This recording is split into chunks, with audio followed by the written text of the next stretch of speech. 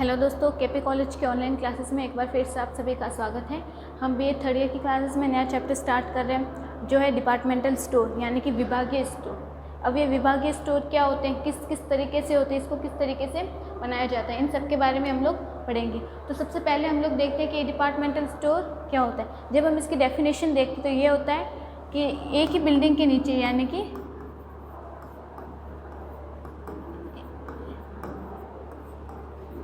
एक ही भवन में यानी कि एक ही बिल्डिंग में कई सारी दुकानें होती हैं, यानी कि सभी प्रकार की दुकानें।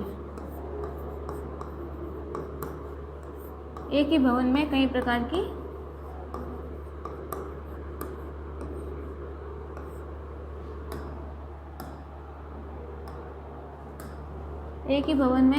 की दुकानें, यानी कि डिपार्टमेंटल स्टोर वो होते हैं जहाँ पे एक ही बिल्डिंग के नीचे कई सारी दुकानें लगी होती है। अब ये एक ही दुकान नहीं होती, यानी कि यहाँ पे एक ही तरह की कई सारी दुकानें होती हैं, तो वो कहलाता है डिपार्टमेंटल स्टोर। अब ये डिपार्टमेंटल स्टोर की क्या विशेषताएं होती है, जब इसकी विशेषताओं की बात करते हैं तो ये क्या होती है। तो डिपार्टमेंटल स्टोर के बारे में आगे देखते हैं हम लोग, इसकी विशेषताएं।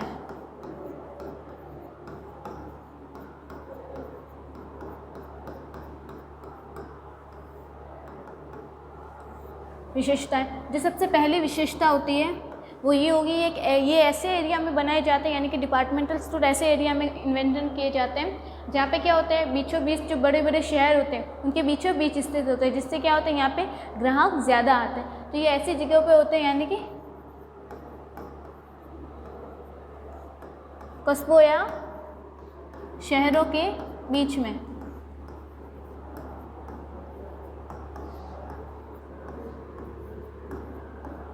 यानी कि ये डिपार्टमेंटल स्टोर कहाँ बनाए जाते हैं, शहरों या कस्बों के बीच में। इनकी दूसरी विशेषता होती है, ये कौन बना सकता है, जिसके पास बहुत सारा पैसा है, यानी कि इस डिपार्टमेंटल स्टोर को बनाने के लिए, इस विभागीय स्टोर को बनाने के लिए वह व्यक्ति काम में पैसे लगाता है, यानी वह व्यक्ति पैसे लगाएगा जिसके पास बहुत पैसे होते हैं, यानी कि धन की आवश्यकता होती है। धन की आवश्यकता होती है। फिर जो अगली विशेषता होती है डिपार्टमेंटल स्टोर की, वो ये होती है कि यहाँ पे क्या होता है, एक ही प्रकार की अनेक वैरायटी मिलती है। यानी कि एक वस्तु लेने जाए, जैसे मॉल्स वगैरह होते हैं, वहाँ पे क्या होता है, जब हम एक ही दुकान में जाते हैं, यानी जब हम कपड़ों की शॉप में जाते हैं तो वहाँ पे सिर्फ एक ही प्रकार के सारे कपड़े नहीं मिलते, एक ही कपड़ों की कई सारी वेराइटीज़ होती है। वेराइटीज़ होने के साथ साथ इसमें क्या होता है, अलग अलग सेक्शन बने होते हैं, यानी कि हर एक अलग अलग कपड़े का सेक्शन बना होता है। जैसे कि लेडीज सेक्शन अलग, जेंट्स सेक्शन अलग, किड्स वेयर अलग। और फिर लेडीज सेक्शन में जाए तो वहाँ पे भी क्या होता है, वेस्टर्न ड्रेसेस के अलग होते हैं, कल्चरल ड्रेसेस के अलग होते हैं, ट्रेडिशनल अलग होते हैं। यानी कि हर एक वस्तु की अलग अलग दुकानें होती हैं, उन दुकानों में अलग अलग टाइप की वस्तुओं की वेराइटीज़ मिलती है, यानी कि अलग अलग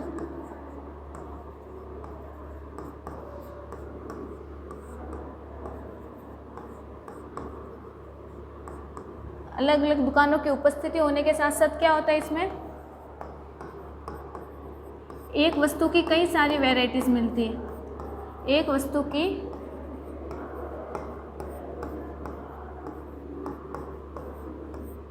कई सारी वैरायटीज़ मिल जाती है। फिर और क्या होता है, ये जो वैरायटीज़ मिलती है इसमें भी क्या होता है, एक ही दुकान में कई सारे सेक्शन किए हुए होते हैं। तो ये क्या लिख सकते हैं हम, एक ही दुकान की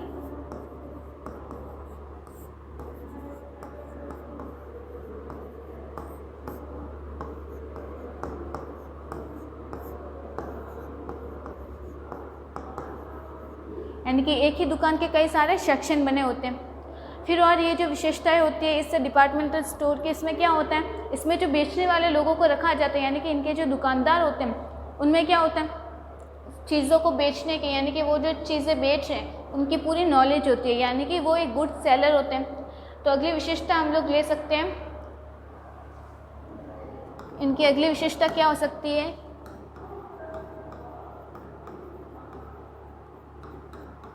इनके जो विक्रयकर्ता होते हैं, यानी कि इनमें जो बेचने वाले लोगों को रखा जाता है वो क्या होते हैं, गुड सेलर होते हैं। गुड सेलर होते हैं। फिर और ये जो डिपार्टमेंटल स्टोर होते हैं इसमें क्या होता है, जितने भी तरीके के यहाँ पे लोग होते हैं यानी कि बच्चे, बूढ़े, औरतें, हर एज के जितने भी लोग आते हैं उन सब के लिए कुछ ना कुछ मनोरंजन की व्यवस्था होती है। यानी कि इस एक डिपार्टमेंटल स्टोर में हर जनरेशन के लोगों के लिए कुछ ना कुछ होता है। तो यहाँ पे लिख सकते हैं हर उम्र के लिए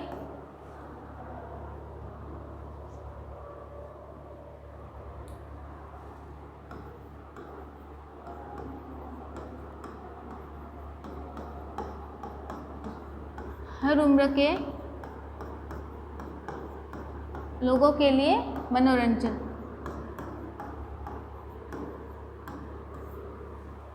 फिर और क्या हो सकता है, ये जो डिपार्टमेंटल स्टोर्स होते हैं इसमें इन सब के अलावा ये जो डिपार्टमेंटल स्टोर होते हैं यहाँ पे जो वस्तुएं मिलती है वो यानी कि ब्रांडेड मिलती है, यानी कि जो लोकल मार्केट में सामान मिलता है उनकी तुलना में बहुत अच्छी वेराइटीज़ मिल जाती है। और क्या मिलते हैं, ब्रांडेड चीज़ें मिल जाती है। यानी कि मैं ब्रांडेड लिख सकती हूँ, यानी कि अब ब्रांडेड चीज़ें हैं तो क्या होगा, कॉस्टली भी होंगे, यानी कि महंगी वस्तुएं हो सकती है। यानी कि ब्रांडेड होने के साथ साथ ये क्या होती है, बहुत कॉस्टली सामान मिलता है। और ये जो डिपार्टमेंटल स्टोर बनाए जाते हैं इनका जो मालिक होता है वो खुद भी बहुत पैसे वाला होता है, यानी कि इनके पास जो सामान आ रहा है यानी कि वो बहुत हाई क्लास क्वालिटी का आ रहा है। यानी कि ब्रांडेड होने के साथ साथ ये कॉस्टली भी होती है, महंगी भी होती है और ये हर उम्र के लोगों के लिए होती है। ये गुड्स यहाँ पे जो लोग बेचने आते हैं यानी कि जो सामान बेचने वाला होता है, गुड सेलर होता है, यानी कि वो अपने जो सामान बेच रहा है, यानी कि अगर वो कपड़ों की शॉप में है तो उसे उस दुकान में जितने भी कपड़ों की शॉप्स हैं या फिर उस दुकान में जितने भी कपड़े, हर तरह के कपड़े हैं, उन सभी कपड़ों का उसे नॉलेज अच्छी तरीके से होता है। और ये जो डिपार्टमेंटल स्टोर होते हैं इनमें क्या होता है, यहाँ पे हर एक चीज़ का स्पेशलाइजेशन होता है। अब स्पेशलाइजेशन क्या होता है, स्पेशलाइजेशन का मतलब होता है कि यहाँ पे जो हर एक चीज़ मिलेगी वो अपने अपने आप में एक स्पेशल होती है। ये सारी तो चीज़ें थी कि ये जो डिपार्टमेंटल स्टोर्स होते हैं इनकी क्या विशेषताएं होती है। अब हम देखते हैं कि ये जो डिपार्टमेंटल स्टोर हैं ये किस तरीके से बनाए जाते हैं, यानी कि ये जो डिपार्टमेंटल स्टोर है इनमें कौन कौन से सेक्शन बने हुए हैं। एक डिपार्टमेंटल स्टोर है यानी कि वहाँ पे बहुत सारी दुकानें होंगी, तो उन सभी इतनी सारी दुकानों को कंट्रोल करने के लिए कोई ना कोई सिस्टम लगा होगा। अब वो सिस्टम किस तरीके से कार्य करता है तो हम वो देखते हैं, डिपार्टमेंटल स्टोर का सिस्टम।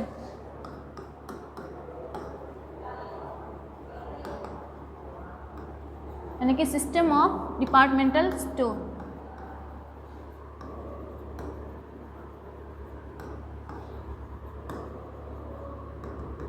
यानी कि अब ये जो डिपार्टमेंटल स्टोर होता है इसका सिस्टम किस तरीके से कार्य करता है। तो कोई भी अगर डिपार्टमेंटल स्टोर ना लेकर, अब अगर हम ये बात करें, जैसे हम घर की बात करें तो हमारे घर का जब निर्माण होता है यानी कि घर को बनाने के लिए सबसे पहले क्या किया जाता है, घर का नक्शा बनाया जाता है। दुकान बना रहे हैं तो दुकान का नक्शा तैयार करेंगे, तो इसी के लिए जब डिपार्टमेंटल स्टोर बनाया जाता है तो सबसे पहले क्या करते हैं, वो जो बिल्डिंग बना रहे हैं उस बिल्डिंग को बनाने के लिए क्या क्या मटेरियल चाहिए होगा, किस तरीके से होगा, बनने के बाद क्या क्या चीज़ें उसे मिलनी चाहिए, और उसके बाद भी उसकी देखरेख की जाती है। जो सबसे पहला विभाग होता है इसमें, देखिए जो सबसे पहला इसमें डिपार्टमेंट होता है वो है भवन विभाग।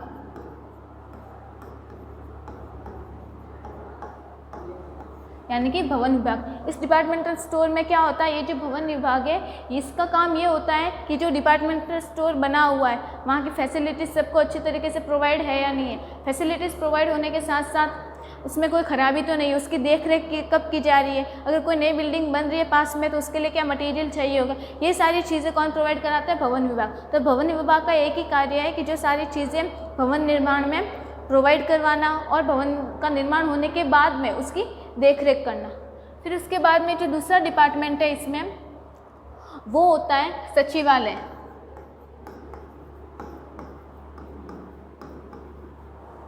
दूसरा विभाग है सचिवालय। सचिवालय का क्या काम है, सचिवालय का जो हेड होता है वो होता है सेक्रेटरी।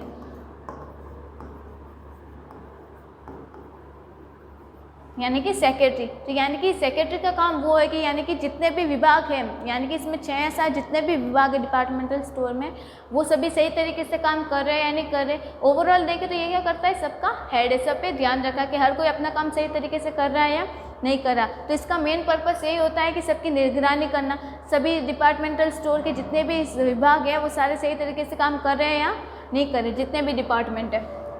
फिर जो अगला डिपार्टमेंट होता है उसका नाम है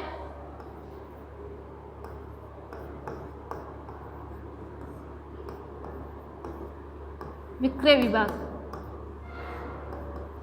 यानी कि विक्रय का अर्थ हम लोग पढ़ चुके हैं पिछले वीडियो में या पिछली क्लासेस में। विक्रय का अर्थ होता है बेचना। तो विक्रय विभाग का क्या काम है? विक्रय विभाग से पहले हम लोग देखते हैं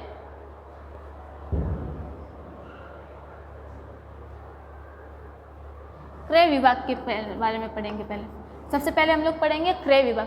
क्रय का अर्थ होता है खरीदना। यानी कि ये क्रय विभाग क्या करता है, जो सामान की ज़रूरत होती है डिपार्टमेंटल स्टोर में जिसकी कमी है, लिस्ट आ गई उनके पास कि ये सामान की कमी है, ये सामान हमें मंगवाना है, तो ये क्या करता है, जो फैक्ट्री और प्रोडक्शन हाउस होता है वहाँ से वो सारी चीज़ें मंगवाता है, उसके अपने पास लिस्ट वगैरह रखता है। तो ये क्या करता है, इसका सिर्फ यही काम है कि डिपार्टमेंटल स्टोर को जितनी चीज़ की आवश्यकता होती है, जिन चीज़ों की कमी होने वाली है, जो सामान मंगवाना है, उन सामान को मंगवाने का काम होता है डिपार्टमेंटल स्टोर में क्रय विभाग का। फिर उसके बाद में जो अगला विभाग है वो होता है स्टोर डिपार्टमेंट। स्टोर रूम पता है, हर घर में स्टोर रूम होता है। स्टोर रूम का मतलब क्या होता है, जो भी एक्स्ट्रा सामान है वो वहाँ पे रखना। तो ये जो स्टोर विभाग है इसका काम भी यहाँ पे डिपार्टमेंट स्टोर में यही होता है। स्टोर डिपार्टमेंट क्या काम करता है कि जो भी क्रय विभाग ने सामान मंगवाया है वो सारा सामान आके यहाँ पे रखा जाता है, और फिर जब चीज़ की ज़रूरत होगी, जिसकी कमी है, जिसको जो सामान प्रोवाइड करवाना है वो उसको करवा देता है। तो स्टोर विभाग का यही काम है। स्टोर डिपार्टमेंट क्या करता है कि क्रय विभाग ने जो सामान मंगवाया है वो सामान कहाँ पे आ जाता है, यहाँ पे रखा जाता है। तो ये लिख सकते हैं, स्टोर विभाग क्या करता है, वस्तुओं का संग्रहण करता है।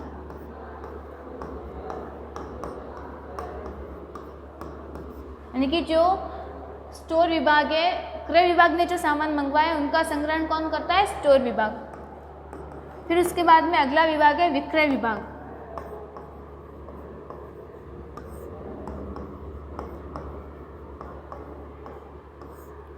विक्रय विभाग। अब विक्रय विभाग क्या होता है, जिस चीज़ की कमी थी इन्होंने लिस्ट भेजी इनको, फिर ये क्या करेंगे, क्रय विभाग ने सामान मंगवा लिया, सामान मंगवाने के बाद सामान रख दिया स्टोर रूम में, यानी कि स्टोर विभाग में रख दिया। फिर अब इनको जैसे जैसे ज़रूरत होगी ये इनसे सामान मांगते रहते हैं और फिर ये सामान इनको देते रहेंगे। ठीक है, यानी कि ये प्रोसेस चलती रहती है। इन्होंने मंगवाया, यहाँ पे आके रख दिया, यहाँ रखने के बाद जैसे ज़रूरत होगी ये इसको देते जाएंगे। फिर उसके बाद में है जो एक डिपार्टमेंट होता है कर्मचारी। आगे लिख लेते हैं कर्मचारी।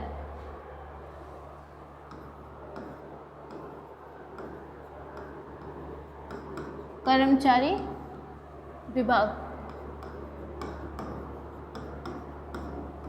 अब ये कर्मचारी विभाग क्या होता है, यानी कि एम्प्लॉय डिपार्टमेंट। इस डिपार्टमेंट का एक ही काम है कि इस डिपार्टमेंटल स्टोर में काम करने के लिए लोगों को यानी कि एम्प्लॉय को रखना। इसमें क्या होता है, जिन लोगों को नौकरी की ज़रूरत होती है वो क्या आते हैं, यहाँ पे आते हैं, अप्लाई करते हैं। अप्लाई करने के बाद ये लोग क्या करते हैं, उस एम्प्लॉय सभी को क्या करते हैं, ट्रेनिंग देते हैं। ट्रेनिंग देने के बाद उन्हें ये सिखाया जाता है कि डिपार्टमेंटल स्टोर में फिर उनको कौन सा काम दिया जाता है, कहाँ पर उनको रखा जाता है। अगर शॉप में रखते हैं तो शॉप में काम किस तरीके से करना है, ये सभी उन्हें सिखाया जाता है। तो ये जो कर्मचारी विभाग है इसका काम यही होता है कि कर्मचारियों को नौकरी देना, फिर उन्हें क्या करना, ट्रेनिंग देना। ट्रेनिंग देने के बाद कौन सा कर्मचारी या कौन सा एम्प्लॉय किस शॉप में काम करेगा ये डिसाइड करता है। और फिर जो लास्ट इसका डिपार्टमेंट होता है वो होता है लेखा डिपार्टमेंट या फिर लेखा विभाग, अकाउंटिंग।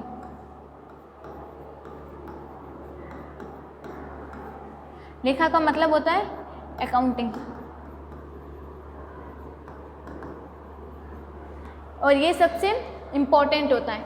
यानी कि इस पूरे डिपार्टमेंट का जो सबसे मेन डिपार्टमेंट है वो यही है, अकाउंटिंग। यानी कि कितना सामान इन्होंने मंगवाया, मंगवाने के बाद इन्होंने कितना स्टोर करके रखा है, कितना आया, फिर उसके बाद इन्होंने बेचा कितना, हर शॉप में कितना बेचा है, कितना खरीदा है, ये सारा डिपार्टमेंट क्या, ये सारा काम कौन करता है, ये सारा रिकॉर्ड रखता है अकाउंटिंग। यानी कि सारे अकाउंट्स का ध्यान रखा जाता है। तो ये सारा सिस्टम था जिसके अकॉर्डिंग कि एक डिपार्टमेंटल स्टोर वर्क करता है। फिर हम लोग आगे देखते हैं कि ये जो डिपार्टमेंटल स्टोर होते हैं, इन डिपार्टमेंटल स्टोर के लाभ क्या हो सकते हैं, यानी कि इनसे लोगों को प्रॉफिट क्या हो सकता है। तो हमारा जो अगला टॉपिक देखते हैं लाभ, यानी कि प्रॉफिट। अब प्रॉफिट की बात करें तो इस डिपार्टमेंटल स्टोर से क्या लाभ होगा, यानी कि जब समय की हमारे पास कम ज़रूरत होगी, यानी कि समय की हमारे पास कमी हो सकती है, मान लो कमी है हमारे पास समय की, तो क्या होगा, एक जगह पे जाकर हम सारी चीज़ें एक साथ खरीद सकते हैं, यानी कि इसके द्वारा क्या होगा, हमें समय की बचत हो सकती है।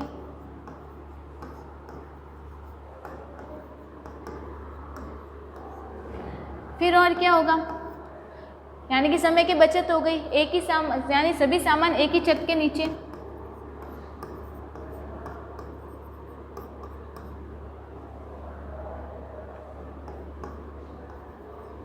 एक ही छत के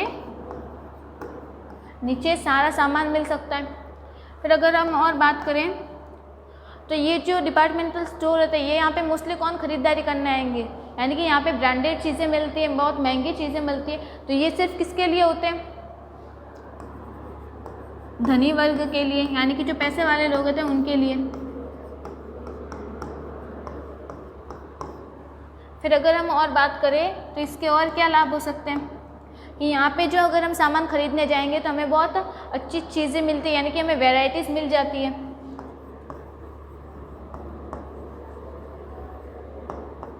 यानी कि हमें वैरायटीज़ मिल सकती है। अगर और बात करें तो इस डिपार्टमेंट के हमें और क्या लाभ होंगे, यानी कि हम जो सामान खरीदने जा रहे हैं, अगर हम कंफ्यूज है, दुकानदार ने हमें बहुत सारी चीज़ें बता दी, लेकिन हम बहुत कंफ्यूज है कि कौन सा सामान लें, तो वो वहाँ पे जो कर्मचारी होता है, जो बेचने वाला होता है, वो बहुत गुड सेलर होता है, यानी कि उसे अपने सामान के बारे में पूरी जानकारी होती है, वो क्या कर सकते हैं, हमारी वस्तुओं के चयन में हेल्प कर सकते हैं, यानी कि सिलेक्शन में हेल्प करते हैं।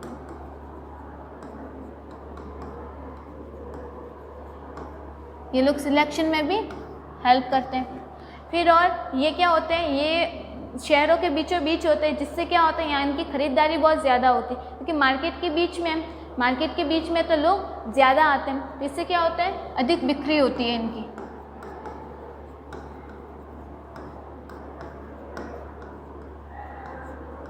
तो ये सारे तो थे डिपार्टमेंटल स्टोर के लाभ। अब जहाँ लाभ होता है वहाँ हानि भी होती है, यानी फ़ायदा होता है तो नुकसान भी होता ही है। तब इससे लाभ तो हो गया, अब हानि क्या क्या होती है, हानि कह सकते हैं, नुकसान कह सकते हैं, या फिर कभी कभी एग्ज़ाम में ये भी आ सकता है कि डिपार्टमेंटल स्टोर के दोष बताइए। अब ये क्या होते हैं, तब इनकी बात करें तो ये जो डिपार्टमेंटल स्टोर के दोष होते हैं कि यहाँ पे सबसे पहली बात तो यही आएगी, यहाँ पे ब्रांडेड सामान मिल रहा है तो ऑब्वियस है कि महंगा मिलेगा। महंगा है तो जो नॉर्मल यानी कि मिडिल क्लास लोग हैं उनके लिए ये बिल्कुल सही नहीं होता है। तो ये इसका पहला दोष हो गया यहाँ पे कि ब्रांडेड सामान मिलने के कारण महंगी वस्तुएं मिलेगी, इसलिए ये मीडियम यानी कि मध्यम वर्ग के लोगों के लिए सूटेबल नहीं होता। फिर आगे देखिए, इनको स्टार्ट करने के लिए यानी कि डिपार्टमेंटल स्टोर अगर किसी को स्टार्ट करना है तो इसके लिए पैसे बहुत ज़्यादा चाहिए होंगे, क्योंकि इतनी बड़ी बिल्डिंग बनाने के बाद इतने सारे सेक्शन में डिवाइड करना, सेक्शन में डिवाइड करने के लिए लोगों की बहुत ज़्यादा ज़रूरत होगी। फिर सामान इंपोर्ट करना पड़ेगा, इंपोर्ट करने के लिए अधिक पैसों की आवश्यकता होगी, क्योंकि जब ये सामान खरीदते हैं एक साथ में तो उनको कैश में पेमेंट करना पड़ता है। फिर उसके बाद हम बात करें यानी कि अब इन्होंने डिपार्टमेंटल स्टोर खोल लिया, सेक्शन कर लिए, लोगों को रख लिया, यानी कि लोगों को हायर करने के बाद उन्हें सैलरी का पेमेंट वगैरह देना होगा, यानी कि इतने कुछ खर्चे करने के लिए लोगों के पास बहुत ज़्यादा मात्रा में धन की आवश्यकता होती है। तो यानी कि ये डिपार्टमेंटल स्टोर स्टार्ट करने के लिए क्या होता है, बहुत धन की आवश्यकता होती है, इसलिए ये स्टार्ट करना बहुत मुश्किल होता है, यानी कि जो नॉर्मल परिवार के लोग इसको स्टार्ट नहीं कर सकते। तो इसका जो एक नुकसान है वो तो ये हो सकता है कि अधिक महंगी वस्तुएं,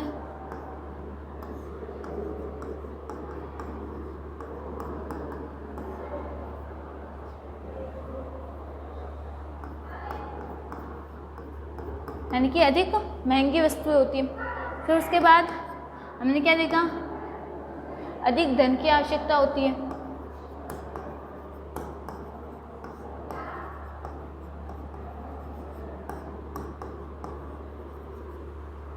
अधिक धन होने के साथ साथ फिर यानी कि बहुत महंगी होगी, ब्रांडेड मिलेगी, अधिक पैसों की आवश्यकता होगी। फिर उसके साथ साथ यहाँ पे कर्मचारियों की समस्या होती है, यानी कि एम्प्लॉयज़ का समस्या होती है, यानी कि इनको काम करने के लिए काम करवाने के लिए बहुत सारे लोगों की आवश्यकता होगी, और यहाँ पे जब ये लोगों को रखते हैं तो उन्हें इतना ट्रेनिंग वगैरह दी जाती है, यानी कि लोगों को हायर करने में बहुत इनको प्रॉब्लम्स होती है, यानी कि एम्प्लॉय सिलेक्शन में प्रॉब्लम हो जाती है।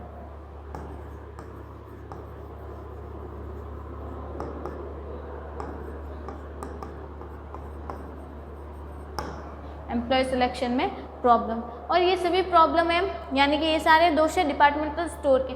तो डिपार्टमेंटल स्टोर एक तरीके से देखें तो बेनिफिट भी होता है और उससे नुकसान भी होता है। ये क्या काम करता है ये सब हम लोग देख चुके हैं, और हमने देखा कि ये जो डिपार्टमेंटल स्टोर है ये कौन कौन से सिस्टम में कार्य करता है। तो इसी के साथ हमारे ये जो चैप्टर है, चैप्टर 21 डिपार्टमेंटल स्टोर, ये खत्म हो गया। अब हम नेक्स्ट वीडियो में मिलेंगे नए चैप्टर के साथ, तब तक के लिए धन्यवाद।